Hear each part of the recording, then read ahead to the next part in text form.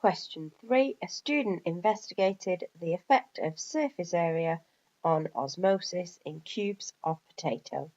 He cut 2 cubes of potato tissue, each with sides of 35 millimeters in length. He put 1 cube into a concentrated sucrose solution. He cut the other cube into 8 equal-sized smaller cubes, and he put them into a sucrose solution of the same concentration as the solution used for the large cube. And he recorded the masses of the cubes at intervals. We're then given a graph to show us the results that as time goes on, the total mass change when there was 1 cube and when there was 8 small cubes. So the first part of the question asks us to describe the method the student would have used to obtain these results. Start after all of the cubes of potato have been cut and consider the variables he should have controlled.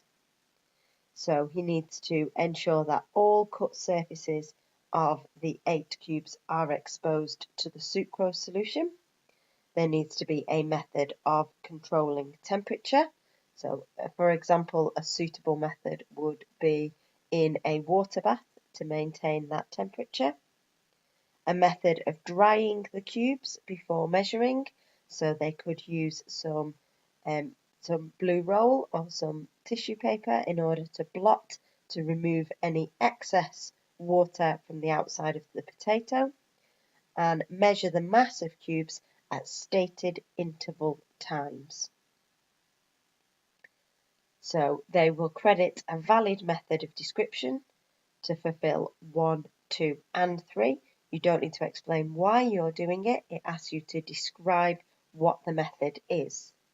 They will accept at room temperature for marking point 2. So the idea of controlling temperature, you could leave them at room temperature.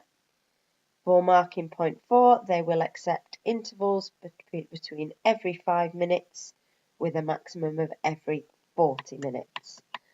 And they will also accept the idea of weigh the cubes at stated time intervals.